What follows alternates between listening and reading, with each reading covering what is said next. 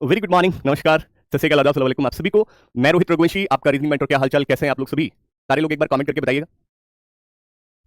Good morning, very good morning, very good morning. कैसे हैं आप लोग? नमस्कार नमस्कार, राधे राधे आप सभी को। नमस्कार जी, क्या हालचाल है बच्चों? सब लोग अच्छे हैं?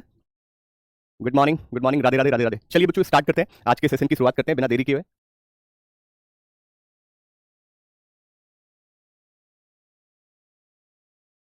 देखिएगा, मैंने कहा था कि आप सभी से कि कोडेड ब्लड रिलेशन आप सभी के साथ साझा करेंगे, डिस्कस करेंगे, राइट? तो ये कोडेड ब्लड रिलेशन आप सभी के साथ साझा होगा भाई। सभी लोग तैयार हैं? राधे राधे बच्चों। कोडेड ब्लड रिलेशन, बस इतना सा याद रखिएगा कि जो आपने जितना भी अभी तक पढ़ा है, कोडेड में कुछ बदलेगा नहीं, राइट? ये और सबसे आसान हो जाता है, सबसे आसान कोडेड ही है। कोडेड रिलेशन में क्या है कि बस रिलेशन को रिवील करना होता है, संबंधों को रिवील करना है by the help of a symbol. यानी कि अगर दो दो एलिमेंट आपको दिए गए हैं, दो एलिमेंट आपको दे रखे हैं, ठीक है, राइट? तो दो एलिमेंट के हिसाब से, राइट, दो एलिमेंट के हिसाब से, राइट, दो एलिमेंट के हिसाब से उनका रिलेशन सामने आपको दे रखा होगा, ठीक है? प्यारे दोस्त, आज के लिए क्षमा चाहता हूं कि ये वाली चीज आई थिंक मुझे लगता है कि ये आपको समझ में आ जाएगी।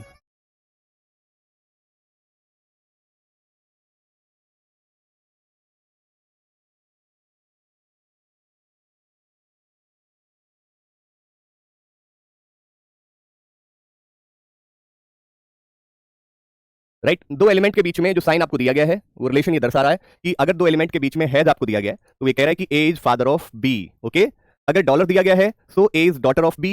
अगर एट द रेट दिया गया है तो अब देखो यहां पर थोड़ा सा चेंज हुआ है, बस यही ध्यान रखना है। बाकी देखो फादर, डॉटर, बेटा, माता और सिबलिंग का मतलब आपको पता ही है कि भाई बहन, ये सब आपको पता है, राइट? अब देखो सीधी सी बात यहां पर सुनिएगा, इसने क्या कहा, एट द रेट का मतलब यानी कि सेकंड एलिमेंट जो है, दूसरा एलिमेंट जो है बी, ये आपका बेटा होगा पहले वाले एलिमेंट ए का, यानी कि बी जो है ए का बेटा है। परसेंटेज का मतलब A is mother of B, right? माता रहेगी, राइट? क्लियर है बात सभी को? ओके, नहीं, अगर देखो जैसे हिंदी वाला है तो हिंदी में ये रहेगा ए बी के पिताजी हैं, ए बी के पिताजी हैं, लाइक इस तरह से रहेगा, ठीक है? मतलब ये फादर को हिंदी में लिख देंगे पिताजी, डॉटर को लिख देंगे ए बी की बेटी है, यहां पे लिख देंगे बी जो है बी ए का बेटा है, लाइक इस तरह से, ठीक है? परसेंटेज का मतलब ए बी की माता है, इस तरह से आपको लिख दिया जाएगा, ठीक है? ये लिख दिया जाएगा, ठीक है? ए, राइट, बी का सहोदर है, सहोदर मतलब वही सिबलिंग, सिबलिंग, राइट? सिबलिंग भाई बहन को या बहन बहन या भाई भाई को बोला जाता है, ठीक है जी? चलिए देखिए, अब ये ब्लड रिलेशन कंप्लीट होने जा रहा है, तो या तो हम डाउट सेशन मैंने जैसा आपको बताया था तो यूट्यूब पर, नहीं तो फिर एप्लीकेशन पे करा देंगे, ठीक है? एक एक चैप्टर का जितना भी हो गया, एक एक चैप्टर का एक एक दिन रखेंगे डाउट सेशन, एक एक दिन डाउट सेशन रखेंगे। जैसे कि मान लीजिए, मैं अब बताता हूं कैसे। मान लीजिए मैंने एप्लीकेशन पे डाउट सेशन लिया, तो मैं अगर मान लीजिए कल लेने जा रहा हूं तो आज शाम को आपको मैसेज डाल देंगे कि भाई अपने डाउट वाले क्वेश्चन रैंकिंग से रिलेटेड बता दीजिए, राइट? रैंकिंग की फाइल में जो भी डाउट है वो हमें बता दीजिए, राइट? तो वही आपके साथ साझा हो जाएंगे। हाँ जी, सगा भाई बहन, अब देखो ये आपको जो है, ये आपको दे रखी है सारी चीजें, ये सारी चीजें आपको दी गई हैं, ओके? ये सारी चीजें आपको दी गई हैं। पी हैज का मतलब क्या है? फादर। पी जो है फादर है किसका? ए का। परसेंटेज का मतलब क्या है? ए इज मदर ऑफ के डॉलर का मतलब क्या है? डॉलर का मतलब डॉटर, के इज डॉटर ऑफ आर। अब देखो अगर आपको पता है ए मदर है के की और के डॉटर आर की, तो सीधी सी बात है ए की शादी आर के साथ हुई होगी, इसमें तो कोई संदेह है नहीं किसी को। अब देखो यहां पर आपको ये दे रखा है जैसे कि R at the rate, at the rate का मतलब क्या है? दूसरा एलिमेंट पहले वाले का बेटा है, यानी कि एम जो है बेटा है आर का, एम क्या है? बेटा है आर का, यानी कि दूसरा एलिमेंट एम पहले वाले का बेटा हो गया, राइट? चलिए, Q eight the rate S exclamatory A, eight the rate का मतलब सीधी सी बात दूसरा एलिमेंट बेटा है, यानी कि एस बेटा है क्यू का, और एस एक्सक्लेमेटरी का मतलब क्या? सिबलिंग, यानी कि एस जो है ए का सिबलिंग है, राइट? और एस बेटा है किसका? क्यू का। अगर ए और एस सिबलिंग है, सगे भाई बहन है, राइट? और अगर एस बेटा है क्यू का, तो पी तो इन दोनों के पिताजी है, ए और एस के फादर कौन है? पी, तो पी की शादी निश्चित है क्यू के साथ ही हुई होगी, तभी ये हो सकता है ऐसा, तो ये हो गया, बहुत सिंपल सा था। How is M related to S? M का संबंध एस के साथ क्या है? तो एम का संबंध एस के साथ क्या होगा? ये हो जाएगी maternal aunt, right? Maternal aunt, मामी, राइट, मौसी, या ऐसे करके। और आपका जो है एम का पूछा, सॉरी एम का पूछा है ना, नेफ्यू, सॉरी एम का पूछा है, एम का। How is M related to S? तो एम क्या हो जाएगा? नेफ्यू हो जाएगा, नेफ्यू, एक्सट्रीमली सॉरी, मैं एस का सोच बैठा, एम का बताना है आपको, ठीक है? एम का बताना है, एम का। एम जो है एस से भतीजा या उसके भांजे के रूप में संबंधित है, भतीजा या भांजा। नेफ्यू मैंने बताया ना इंग्लिश में, जैसे अब देखो अब बच्चे बहुत सारे कह सकते हैं नहीं सर ये तो भांजा लगेगा, तो मैंने आपको क्लियर कर दिया कि जिस भी ब्लड रिलेशन में याद रखिएगा, बिल्कुल एक चीज बहुत अच्छे से याद कर लेना, कभी कभी भी कोई इशू नहीं होगा आपको ब्लड रिलेशन में। जैसे मान लीजिए आपने भतीजा देखा, तो आपके दिमाग में तुरंत क्लिक होना चाहिए कि भांजा भी हो सकता है, क्योंकि इसकी इंग्लिश एक ही है।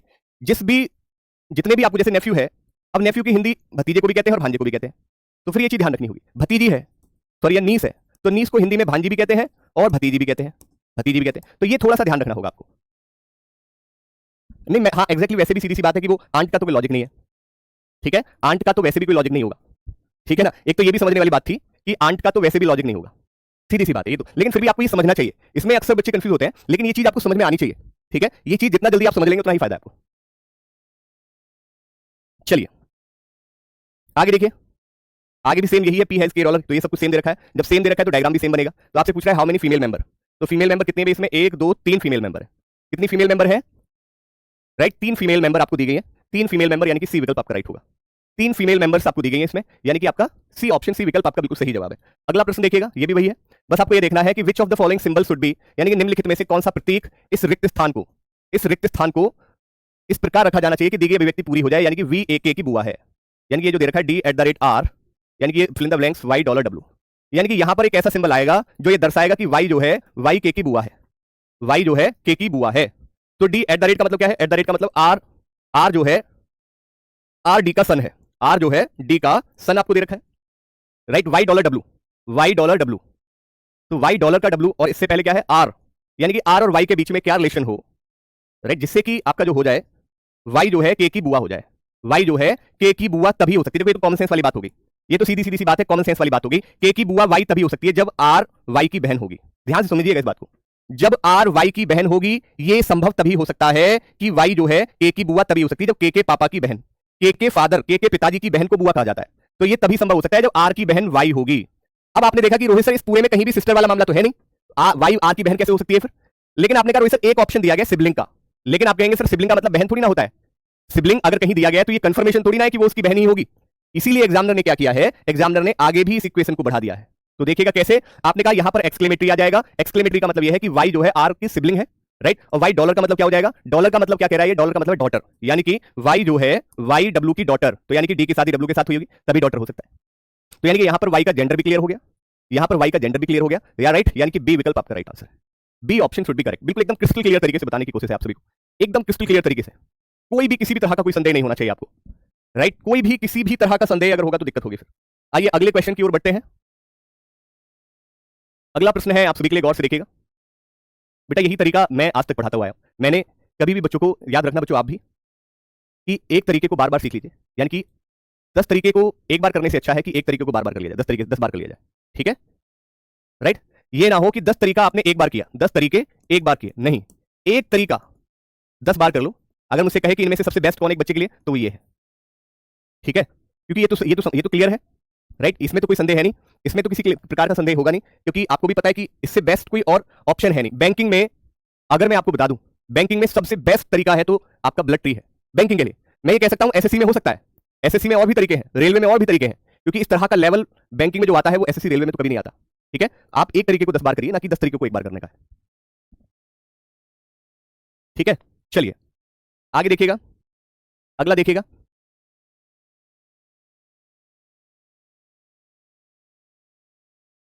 हेमंत कह रहे हैं सर मैं एसएससी की तैयारी कर चुका हूं 2 साल, आपका तरीका बेस्ट है पढ़ाने का, thank you so much.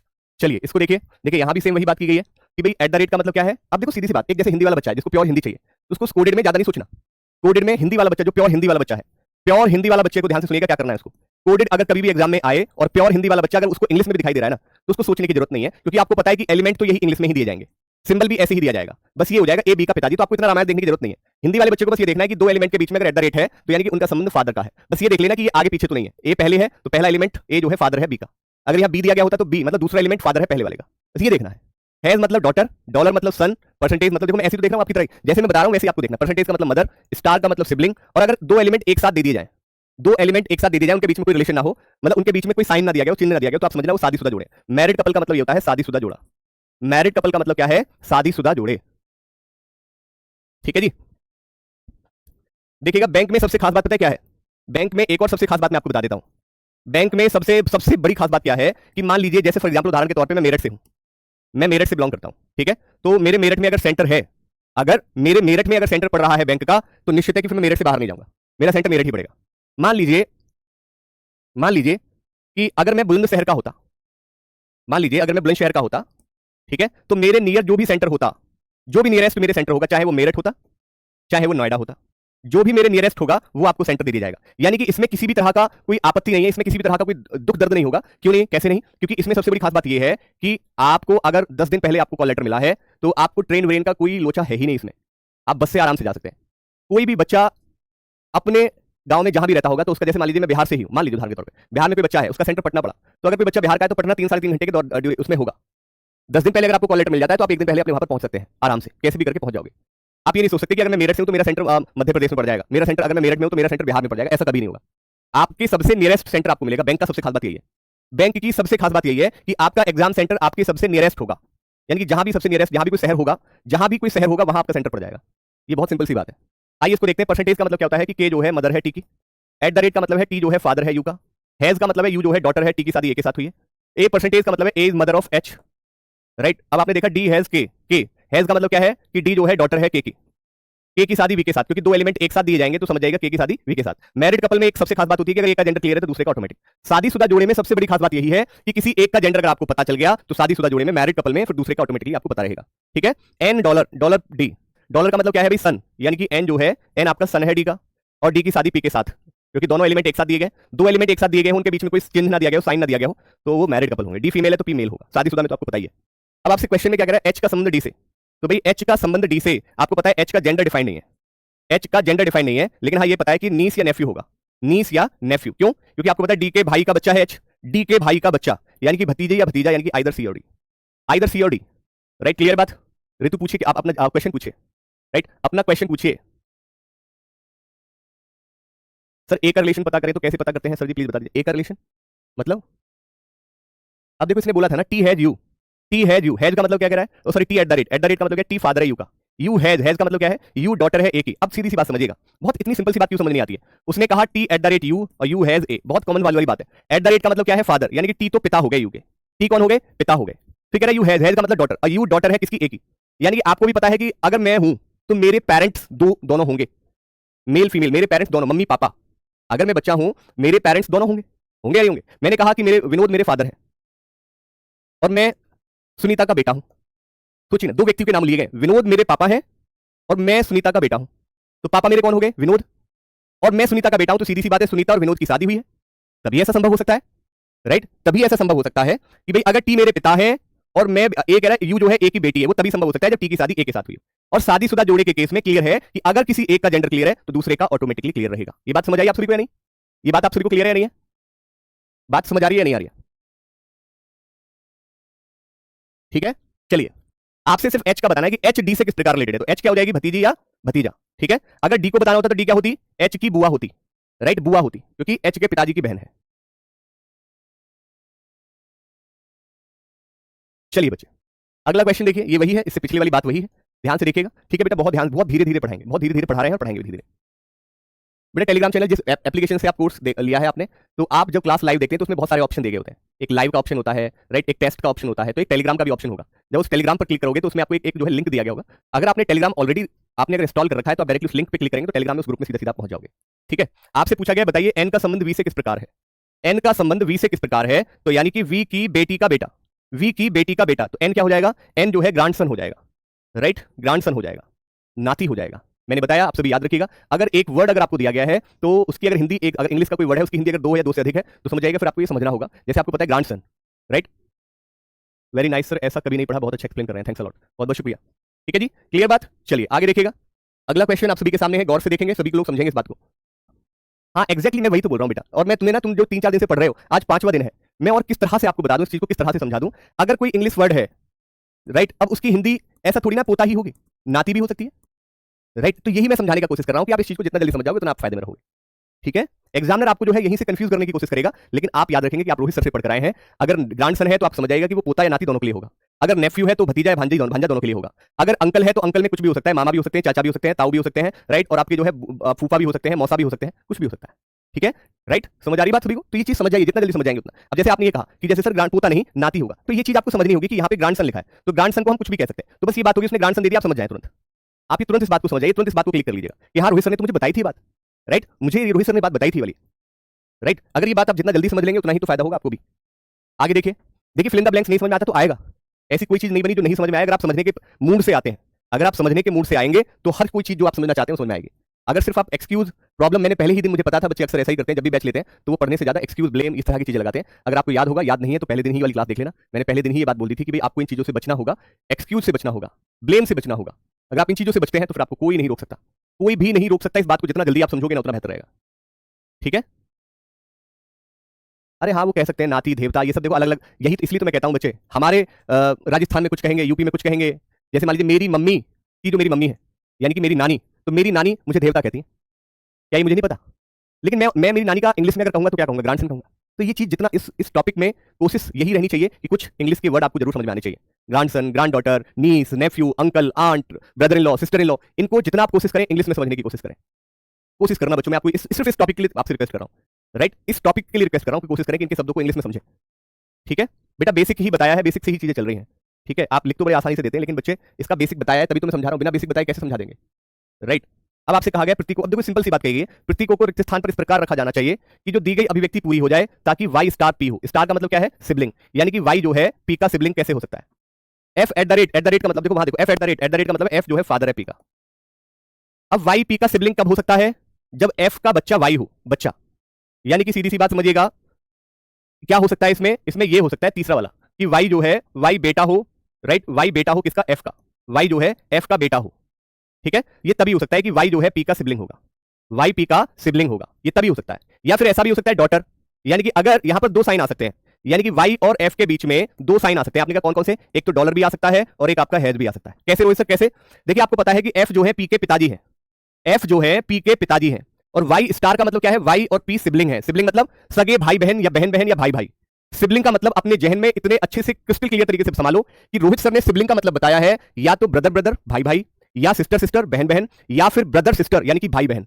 Sibling का मतलब एक अर्थ मत निकाल लेना भाई बहन ना, एग्जामिनर चाहे भले ही भाई बहन लिख दे, लेकिन बस आप एक चीज दिमाग में रखिएगा कि रोहित सर ने मुझे तीन बातें बताई थी। सिबलिंग के लिए तीन बातें क्या बताई? भाई भाई, ब्रदर ब्रदर। सिबलिंग के लिए और क्या बताया? Sister sister. और क्या बताया? भाई बहन। यानी कि ये जरूरी नहीं कि वाई पी के बीच में रिलेशन आपका ब्रदर ब्रदर का भी हो सकता है, सिस्टर सिस्टर का भी हो सकता है, या ब्रदर सिस्टर का भी हो सकता है।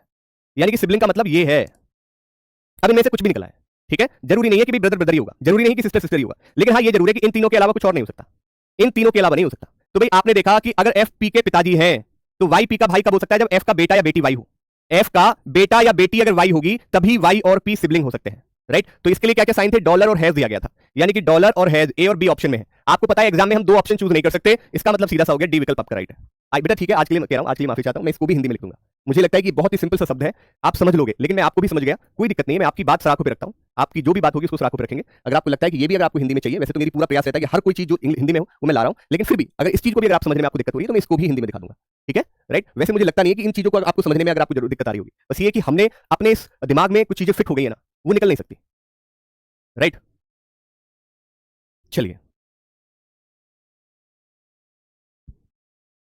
इसको देखिए, अब देखो ये फिर बदल गया है आपका, ठीक है?